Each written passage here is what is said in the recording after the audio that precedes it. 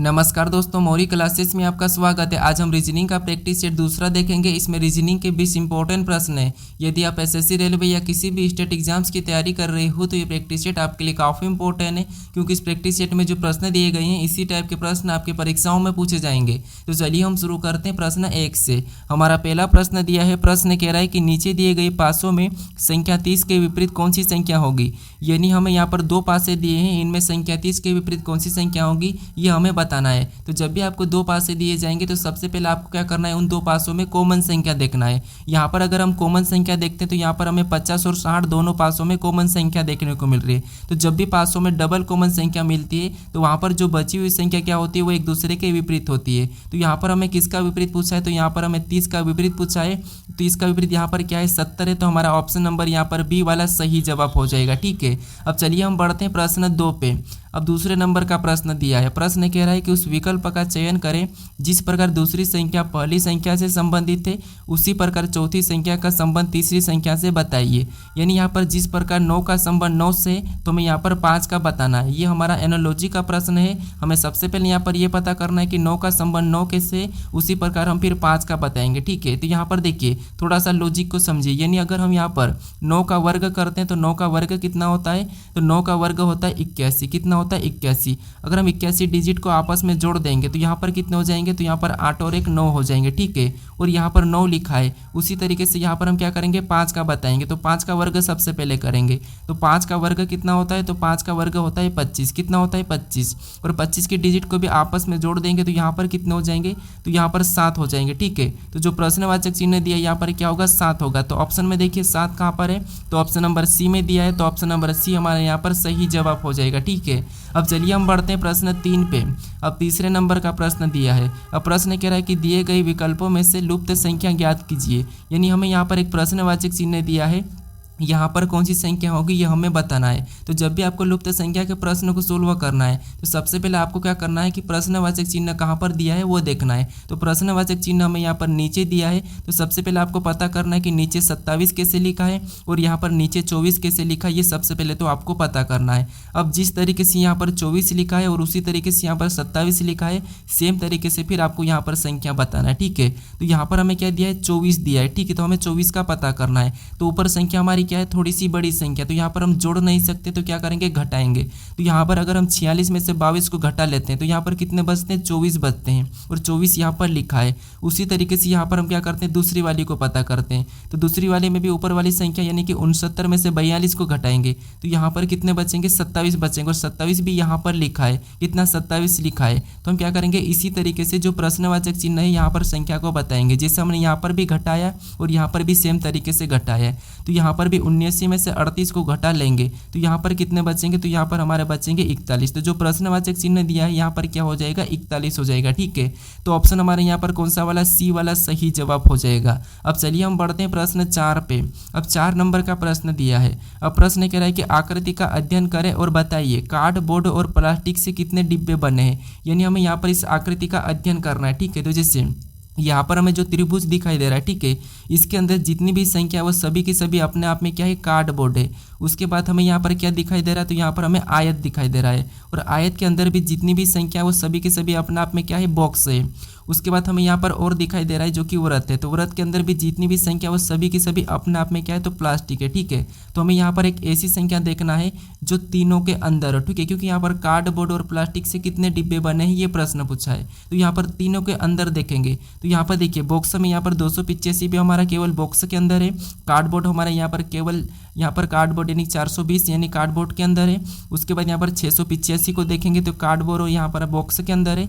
365 को देखेंगे तो यहाँ पर हमारे यहाँ पर प्लास्टिक और ये हमारा यहाँ पर कहाँ पर है, तो बॉक्स के अंदर है। और यहाँ पर 250 को देखेंगे तो ये केवल हमारा प्लास्टिक के अंदर है। तो बचा कौन सा, हमारे यहाँ पर 20 वाला बचा है। तो यही वाला हमारे यहाँ पर सही जवाब होगा। ठीक है, तो ऑप्शन नंबर हमारे यहाँ पर डी वाला सही जवाब हो जाएगा। अब चलिए हम बढ़ते हैं प्रश्न 5 पे। अब 5 नंबर का प्रश्न दिया है। अब प्रश्न कह रहा है कि किसी निश्चित कोड भाषा में डिजिट को TIGID और कोड को EDOC के रूप में लिखा जाता है तो टाइप को किस प्रकार लिखा जाएगा, ये प्रश्न पूछा है। ठीक है, तो ये हमारा कोडिंग डिकोडिंग का प्रश्न है। हमें सबसे पहले यहाँ पर ये पता करना है कि डिजिट का ये कोड कैसे लिखा है और यहाँ पर कोड का ये कोड कैसे लिखा है, ये पता करना है। ठीक है, फिर सेम तरीके से हमें यहाँ पर टाइप का बताना है। तो यहाँ पर देखिए, जो हमें डिजिट में जो अक्षर दिखाई दे रहे हैं वही की वही अक्षर हमें यहाँ पर भी दिख रहे हैं, और यहाँ पर कोड में भी जो अक्षर दिखाई दे रहे हैं वही की वही अक्षर हमें यहाँ पर भी दिखाई दे रहे हैं। यानी कि यहाँ पर देखिए, जो डिजिट के अक्षर है उन्हें क्या करा, यहाँ पर घुमा फिरा कर लिख रहा है। ठीक है, तो अगर हम यहाँ पर ध्यान से देखेंगे तो यहाँ पर देखिए टी से शुरू करा है, तो यहाँ पर पीछे से लिखा है। ठीक है, पीछे से टी, उसके बाद यहाँ पर आई, उसके बाद यहाँ पर जी, उसके बाद यहाँ पर आई, उसके बाद यहाँ पर डी, यानी ये पीछे से लिखा है। उसी तरीके से अगर हम कोड में देखेंगे तो यहाँ पर भी पीछे से लिखा है ई, उसके बाद डी, उसके बाद ओ, उसके बाद सी, तो यहाँ पर भी ये पीछे से ही लिखा है। तो हम भी क्या करेंगे, सेम तरीके से टाइप में भी पीछे से बताएंगे। ठीक है, तो सबसे पहले पीछे से लिखेंगे तो क्या आएगा, ई आएगा, उसके बाद क्या आएगा तो पी आएगा, और पी के बाद क्या आएगा तो पी के बाद वाई आएगा। ठीक है, और वाई के बाद क्या आएगा तो वाई के बाद टी आ जाएगा। तो ये हमें ऑप्शन में देखना है। तो ऑप्शन में देखेंगे ई पी वाई टी, तो हमें ऑप्शन नंबर बी में दिया है, तो ऑप्शन नंबर बी हमारा यहाँ पर सही जवाब हो जाएगा। ठीक है, अब चलिए हम बढ़ते हैं प्रश्न 6 पे। अब 6 नंबर का प्रश्न दिया है। अब प्रश्न कह रहा है कि नीचे दिए गए विकल्पों में से असंगत संख्या का चयन कीजिए। यानी हमें यहाँ पर 4 विकल्प दिए, इनमें से 3 किसी न किसी तरह से समान है, एक अलग है, उसी का हमें क्या करना है, यहाँ पर चयन करना है। ठीक है, तो यहाँ पर देखिए, अगर हम यार 22 को पलटा देंगे तो यहाँ पर क्या होगा, 22 ही होगा। 34 को अगर पलटा देंगे तो 43 होगा। 58 को पलटा देंगे तो 85 होगा, और 45 को पलटा देंगे तो यहाँ पर क्या होना चाहिए था, यहाँ पर होना चाहिए 54। ठीक है, कितना होना चाहिए, 54 होना था, लेकिन यहाँ पर क्या है 45 लिखा है। तो यही हमारा सही जवाब होगा, क्योंकि यही हमारा क्या है, असंगत है। ठीक है, अब चलिए हम बढ़ते हैं प्रश्न 7 पे। अब 7 नंबर का प्रश्न दिया है। अब प्रश्न कह रहा है कि नीचे दी गई श्रृंखला श्रेणी में प्रश्न चिन्ह के स्थान पर कौन सी संख्या होगी। यानी श्रृंखला में एक प्रश्नवाचक चिन्ह दिया है, यहाँ पर कौन सी संख्या होगी यह हमें बताना है। तो जब भी हम श्रृंखला के प्रश्न को सोल्व करते हैं तो सबसे पहले हम संख्या को ध्यान से देखते हैं कि संख्या कैसे लिखिए। जैसे यहाँ पर देखिए 15 के बाद 75 लिखा है, 75 के बाद 18 लिखा है, 18 के बाद 78 लिखा है, 78 के बाद 21 लिखा है, 21 के बाद 81 लिखा है। तो ये संख्या कैसे लिखी है, इन्हीं संख्या का पता करके हम क्या करेंगे, अगली संख्या को बताएंगे। तो अगर हम संख्या को ध्यान से देखते हैं तो संख्या हमारी कभी अचानक से बढ़ रही है, कभी अचानक से घट रही है। तो इसी कंडीशन में हमें क्या करना है, यहाँ पर एक छोड़ के एक देखना है। ठीक है, तो यहाँ पर एक छोड़ के एक देखेंगे तो 15 से 18 को देखेंगे तो यहाँ पर कितना प्लस हुआ, तो यहाँ पर 3 प्लस हुआ है। फिर हम 18 से 21 को देखेंगे तो यहाँ पर कितना प्लस हुआ, तो यहाँ पर भी 3 प्लस किया है। तो आगे वाली संख्या बताने के लिए हम क्या करेंगे, यहाँ पर भी 3 को प्लस कर लेंगे। ठीक है, क्या करेंगे, 3 को प्लस करेंगे। तो यहाँ पर 21 में 3 को प्लस करेंगे तो यहाँ पर क्या हो जाएगा, 24 हो जाएगा। ठीक है, तो ऑप्शन में देखिए 24 कहाँ पर है, तो ऑप्शन नंबर सी में दिया है, तो ऑप्शन नंबर सी हमारा यहाँ पर सही जवाब हो जाएगा। अब चलिए हम बढ़ते हैं प्रश्न 8 पे। अब 8वें नंबर का प्रश्न दिया है। अब प्रश्न कह रहा है, एक पुरुष की ओर इशारा करते हुए प्रदीप ने कहा कि वह मेरी माँ के पिता का पुत्र है। तो पुरुष का प्रदीप से किस प्रकार संबंधित है, ये प्रश्न पूछा है। यानी ये पुरुष प्रदीप का क्या लगेगा, ये प्रश्न पूछा है। ठीक है, तो जब भी आपको इशारा करने वाले प्रश्न मिले तो आपको क्या करना है, अपने आप को खुद को लेके प्रश्न को सोल्व करना है। ठीक है, जिससे यहाँ पर प्रश्न कह रहा है कि एक पुरुष की ओर इशारा करते हुए प्रदीप ने कहा, यानी आपने किसी भी पुरुष की ओर इशारा करते हुए किसने कहा, आपने कहा। ठीक है, मान लीजिए आपने कहा, आपने क्या कहा कि वह मेरी माँ के पिता, यानी आपकी माँ के पिता मतलब आपके नाना जी का पुत्र है, यानी कि आपके नाना जी का पुत्र है, तो वो आपका क्या लगेगा, तो आपके नाना जी का पुत्र है तो वो आपका क्या लगेगा, मामा लगेगा। ठीक है, क्या लगेगा, मामा लगेगा। तो ऑप्शन में देखिए मामा कहाँ पर है, तो ऑप्शन नंबर सी में दिया है, तो ऑप्शन नंबर सी हमारा यहाँ पर सही जवाब हो जाएगा। ठीक है, अब चलिए हम बढ़ते हैं प्रश्न 9 पे। अब 9 नंबर का प्रश्न दिया है। अब प्रश्न कह रहा है कि दी गई आकृति को दाहिनी ओर रखा जाए तो दर्पण प्रतिबिंब कैसा बनेगा। यानी इस आकृति को दाहिनी ओर रखेंगे तो इसका दर्पण प्रतिबिंब कैसा बनेगा, ये प्रश्न पूछा है। ठीक है, तो यहाँ पर देखिए जो ऊपर वाला हिस्सा इसका तो आपस में यहाँ पर कोई भी फर्क नहीं पड़ेगा, लेकिन जो नीचे वाला हमें चिन्ह दिख रहा है ये चिन्ह किधर हो जाएगा, तो ये चिन्ह हमारा कुछ इस टाइप से हो जाएगा। कैसा हो जाएगा, इस टाइप से हो जाएगा। तो ये हमें ऑप्शन में देखना है। तो नीचे देखेंगे तो यहाँ पर हमें ऑप्शन नंबर ए में देखने को मिल रहा है, ऑप्शन नंबर बी में नहीं है, ऑप्शन नंबर सी में भी नहीं है, ऑप्शन नंबर डी में भी नहीं है। तो केवल हमारा यहाँ पर ऑप्शन कौन सा वाला, ए वाला यहाँ पर सही जवाब होगा। ठीक है, कौन सा होगा, ऑप्शन नंबर ए। अब चलिए हम बढ़ते हैं प्रश्न 10 पे। अब 10 नंबर का प्रश्न दिया है। अब प्रश्न कह रहा है कि नीचे दिए गए विकल्पों में से संबंधित शब्दों को चुनिए। यानी जिस प्रकार यहाँ पर मार्च का संबंध मई से है तो यहाँ पर हमें जनवरी का बताना है, ठीक है। तो ये भी हमारा एनालॉजी का ही प्रश्न है। हमें सबसे पहले यहाँ पर ये पता करना है कि मार्च का संबंध मई से कैसे, उसी प्रकार फिर हम यहाँ पर जनवरी का बताएंगे, ठीक है। तो यहाँ पर देखिए मार्च के बाद कौन सा महीना आता है, तो अप्रैल और फिर मई आता है, यानी कि अप्रैल को छोड़ के यहाँ पर लिखा है मई, तो उसी तरीके से यहाँ पर हम जनवरी के बाद एक महीने को छोड़ के बताएंगे। तो जनवरी के बाद क्या आता है फरवरी, और फरवरी को छोड़ देंगे तो यहाँ पर क्या होना चाहिए, तो यहाँ पर मार्च होना चाहिए, लेकिन मार्च हमारे पास ऑप्शन में नहीं है, तो यहाँ पर हम दूसरे तरीके से प्रश्न को सोल्व करेंगे। अब देखेंगे जैसे यहाँ पर क्या दिया है, मार्च दिया है, तो मार्च कितने दिन का महीना है, तो ये 31 दिन का महीना है, ठीक है। उसी तरीके से यहाँ पर मई कितने दिन का महीना है, तो मई भी हमारा 31 दिन का ही महीना है, यानी इनका आपस में क्या संबंध है, तो ये दोनों 31 दिन के ही महीने हैं। तो उसी तरीके से यहाँ पर देखेंगे तो जनवरी कितने दिन का है, तो जनवरी भी 31 दिन का महीना, ठीक है। तो जो प्रश्नवाचक चिन्ह दिया यहाँ पर वही महीना होना चाहिए जिसका क्या है 31 दिन का हो, ठीक है। तो ये अगर हम ऑप्शन में देखेंगे तो यहाँ पर अप्रैल हमारा 30 दिन का होता है, तो ये नहीं होगा। दिसंबर हमारा 31 का होता है, तो ऑप्शन नंबर हमारा यहाँ पर बी वाला सही जवाब होगा, ठीक है। कौन सा, ऑप्शन नंबर बी।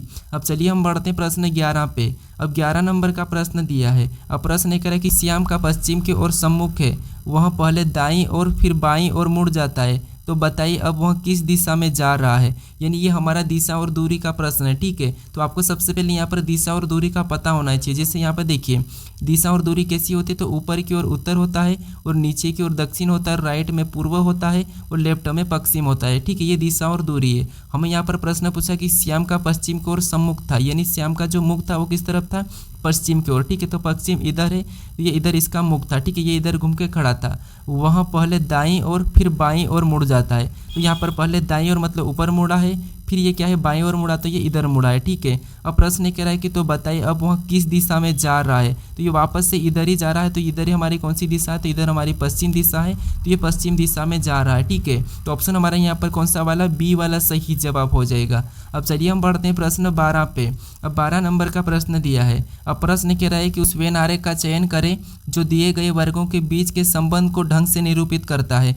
यानी हमें यहाँ पर संगीत दिया है, आवाज़ दिया और नृत्य दिया है, इसका वेन आरेख कैसा बनेगा ये प्रश्न पूछा है, ठीक है। तो जब भी आपको वेन आरेख का प्रश्न सोल्व करना है तो सबसे पहले आपको तीनों शब्दों को ध्यान से देखना है कि आपस में कोई संबंध है या नहीं है। अगर आपको फिर भी समझ नहीं आता है तो फिर आपको क्या करना है, किसी भी एक शब्द का आरेख बनाना है।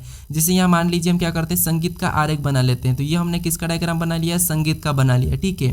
उसके बाद हम क्या करेंगे, यहाँ पर दूसरे शब्द का बनाएंगे, जो कि दूसरा शब्द हमें दिया है आवाज़। तो आवाज़ का बनाने से पहले आपको देखना है कि जो आपने पहले वाले शब्द का डायग्राम बनाया है क्या उससे आपस में संबंध है या नहीं है। तो आप कहोगे हाँ संगीत में से क्या निकलता है, आवाज़ निकलता है, तो आवाज़ संगीत के अंदर आ जाएगा, ठीक है। कहाँ जाएगा, अंदर आ जाएगा, तो ये इसके अंदर होगा।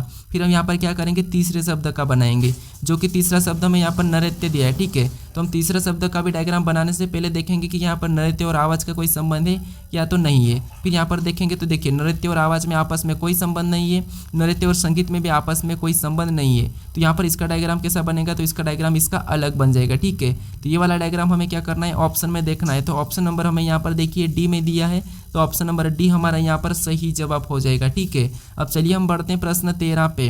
अब 13 नंबर का प्रश्न दिया है। अब प्रश्न कह रहा है कि यदि जे का अर्थ गुणा, के का अर्थ भागित, क्यू का अर्थ प्लस, टी का अर्थ माइनस हो तो समीकरण का मान क्या होगा, ये प्रश्न पूछा है। यानी समीकरण में हमें यहाँ पर लेटर दिए, तो इन लेटर के स्थान पे हमें क्या करना है, चिन्हों को रखना है और समीकरण को सोल्व करना है, ठीक है। तो सबसे पहले हम यहाँ पर लिखेंगे 27 को, और 27 के बाद हमें यहाँ पर कौन सा लेटर दिया है, तो के दिया है, और के का अर्थ यहाँ पर क्या कहा, तो के का अर्थ भागित कहा, तो यहाँ पर हम भागित का चिन्ह लगाएंगे और अगली संख्या को लिख लेंगे, ठीक है। उसके बाद हमें यहाँ पर जे दिया है और जे का अर्थ यहाँ पर क्या कहा है, गुणा कहा, तो यहाँ पर हम गुणे का चिन्ह लगाएंगे और अगली संख्या 3 को वैसे ही लिख लेंगे। उसके बाद हमें यहाँ पर क्यू दिया है और क्यू का अर्थ यहाँ पर क्या कहा है, प्लस का है, तो यहाँ पर हम क्या करेंगे, प्लस का चिन्ह लगाएंगे और अगली संख्या वैसे ही लिख लेंगे। उसके बाद हमें यहाँ पर क्या दिया है, टी दिया है, और टी का अर्थ यहाँ पर क्या कहा, तो टी का अर्थ यहाँ पर माइनस कहा, तो यहाँ पर हम माइनस लगाएंगे और अगली संख्या को वैसा ही लिख लेंगे, ठीक है। अब हम क्या करेंगे, इसको बोर्ड मास रूल पे सोल्व करेंगे। तो सबसे पहले यहाँ पर हम भाग देंगे, तो ये कितनी बार में जाएगा, 3 बार में जाएगा,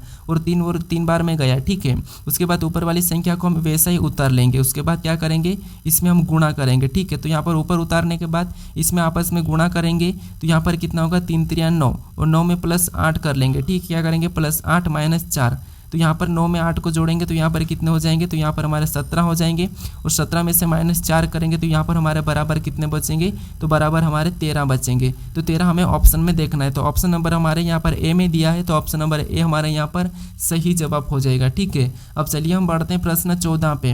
अब 14 नंबर का प्रश्न दिया है। अब प्रश्न ये कह रहा है कि दिए गए प्रश्न में वृत्तों की संख्या बताइए। यहाँ पर आपको क्या करना है, वृत्तों की संख्या कितनी है ये बताना है। तो यहाँ पर हम गिनेंगे। ठीक है, तो यहाँ पर हमें कितनी, यहाँ पर इसमें हमें 3 दिखाई दे रही है, यहाँ पर भी हमें 3 दिखाई दे रही हैं, यहाँ पर भी हमें 3 दिखाई दे रहे हैं, यहाँ पर भी हमें 3 दिखाई दे रहे हैं, यहाँ पर भी हमें 3 दिखाई दे रहे हैं। ठीक है, तो 3 3 6, 6 3 9, 9 3 12, 3 15। तो यहाँ पर कितने हैं, तो यहाँ पर हमारे 15 है। ठीक है, कितने वृत्तों की संख्या है, तो 15 है। तो 15 हमारा ऑप्शन नंबर यहाँ पर कौन सा वाला, डी वाला सही जवाब हो जाएगा। ठीक है, अब चलिए हम बढ़ते हैं प्रश्न 15 पे। अब 15 नंबर का प्रश्न दिया है। अब प्रश्न कह रहा है कि 2 दिन में घड़ी की सुइयां कितनी बार एक दूसरे के साथ होगी।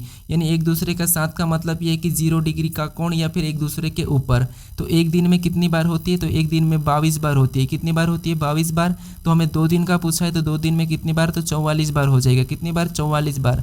तो ऑप्शन में देखिए 44 कहाँ पर है, तो ऑप्शन नंबर सी में दिया है। तो ऑप्शन नंबर सी हमारा यहाँ पर सही जवाब होगा। अब चलिए हम बढ़ते प्रश्न 16 पे। अब 16 नंबर का प्रश्न दिया है। अब प्रश्न कह रहा है कि दिए गए कागज को मोड़ा और काटा जाता है तो उसे खोलने पर कैसा दिखाई देगा, ये प्रश्न पूछा है। ठीक है, तो ये हमारा पेपर कटिंग फोल्डिंग का प्रश्न है। हमें यहाँ पर दिखाई गई चिन्ह के अनुसार मोड़ना है। ठीक है, तो यहाँ पर हमें क्या दिया है, तो यहाँ पर वी और यहाँ पर एक चिन्ह ऐसा लगा हुआ है। ठीक है, इसको क्या करना है, सबसे पहले यहाँ पर कागज को नीचे की ओर मोड़ना है। अगर हम इसको नीचे की ओर मोड़ेंगे तो ये वाला क्या हो जाएगा, तो ये वाला सामने से इस टाइप से बनेगा। ठीक है, कैसा बनेगा, इस टाइप से।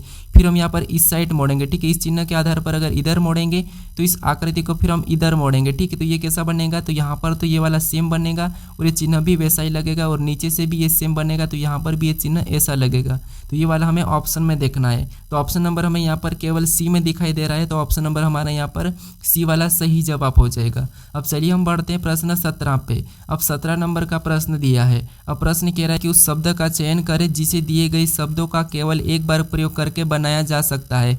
यानी हमें यहाँ पर एक शब्द दिया है ऑटोग्राफ, इसका प्रयोग करके हमें क्या करना है, बनाना है। ठीक है, अगर ऑटोग्राफ में जो लेटर दिए है वो लेटर अगर नहीं मिले तो वो नहीं बनाया जा सकता है। ठीक है, तो हम ऑप्शन ए में देखेंगे तो यहाँ पर देखिए ई हमारा ऑटोग्राफ में नहीं है तो इसे हम नहीं बना सकते। ठीक है, उसके बाद यहाँ पर ऑप्शन बी में देखेंगे तो यहाँ पर सी दिया और सी हमारा यहाँ पर ऑटोग्राफ में नहीं है तो इसे भी हम नहीं बना सकते। फिर ऑप्शन हम यहाँ पर सी में देखेंगे तो सी में यहाँ पर हमें एफ देखने को मिल रहा है और एफ भी हमारा ऑटोग्राफ में नहीं है तो इसे भी हम नहीं बना सकते।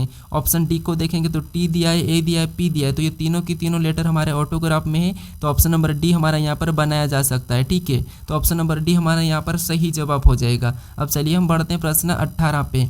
अब 18 नंबर का प्रश्न दिया है। अब प्रश्न कह रहा है कि कार्यक्रम की एक पंक्ति में कपिल दोनों ओर से 27वें स्थान पर है, तो बताइए पंक्ति में कुल कितने व्यक्ति है। यानी हमें प्रश्न क्या करा है कि कुल व्यक्ति कितने हैं ये बताना है। तो देखिए जब भी आपको पंक्ति में क्या करना है, कुल व्यक्ति बताना है तो क्या करना है, दाएं बाएं को जोड़ के एक माइनस कर लेना। ठीक है, तो यहाँ पर देखिए कपिल दोनों ओर से कितने पे है, तो 27 पे। यानी कि देखिए बाएं से भी ये क्या है 27 पर ही है और दाएं से भी ये क्या है 27 पर ही है। तो हम क्या करेंगे, इन दोनों को जोड़ के एक माइनस कर लेंगे। तो दोनों को जोड़ के एक माइनस करेंगे तो यहाँ पर 27 कितने होंगे, 56 और 56 में से एक माइनस करेंगे तो यहाँ पर कितना हो जाएंगे, 55 हो जाएंगे। ठीक है, तो ऑप्शन हमारा यहाँ पर कौन सा वाला, सी वाला सही जवाब हो जाएगा। कौन सा, ऑप्शन नंबर सी। अब चलिए हम बढ़ते हैं प्रश्न 19 पे। अब 19 नंबर का प्रश्न दिया है। अब प्रश्न कह रहा है कि निम्नलिखित शब्दों को सार्थक क्रम में व्यवस्थित करें। यानी हमें यहाँ पर क्या दिया है, दीवार दिया है, मिट्टी दी है, मकान दिया है और कमरा दिया है और ईंटें दिया है। इनको क्या करना है, सार्थक क्रम में व्यवस्थित करना है। ठीक है, तो यहाँ पर सबसे पहले हम किसको लेंगे, तो सबसे पहले आपको पता है सबसे पहले मिट्टी को लेते हैं। ठीक है, उसके बाद मिट्टी से ईंटें बनाते हैं और ईंटें बनाने के बाद फिर दीवार बनाते हैं और दीवार बनाने के बाद एक कमरा बनता है और कमरे बनने से फिर मकान बनता है। ठीक है, तो सबसे पहले हम दूसरे नंबर वाले को लेंगे, उसके बाद हम यहाँ पर 5वें नंबर वाले को लेंगे, उसके बाद यहाँ पर हम पहले नंबर वाले को लेंगे, उसके बाद हम यहाँ पर चौथे नंबर वाले को लेंगे, उसके बाद यहाँ पर हम तीसरे नंबर वाले को लेंगे। ठीक है, तो ये हमें ऑप्शन में देखना है। तो ऑप्शन नंबर हमें यहाँ पर सी में दिया है, तो ऑप्शन नंबर सी हमारे यहाँ पर सही जवाब हो जाएगा। ठीक है, अब चलिए हम बढ़ते हैं प्रश्न 20 पे। अब 20 नंबर का प्रश्न दिया है। अब प्रश्न कह रहा है कि उस विकल्प आकृति का चयन करें जो दी गई आकृति को पूर्ण करेगी। यानी इस आकृति में एक प्रश्नवाचक चिन्ह दिया गया, यहाँ पर किस विकल्प आकृति को हम उठा कर रखें कि आकृति हमारी पूर्ण हो जाएगी, ये प्रश्न पूछा है। ठीक है, तो इसका सही जवाब क्या है ये मुझे कमेंट करके बताएं। ठीक है, अगर आप इससे पहले वाले वीडियो को अभी तक नहीं देखे हो तो उसे भी जाकर जरूर देख लीजिएगा। ठीक है, अब चलिए हम मिलते हैं नेक्स्ट वीडियो में।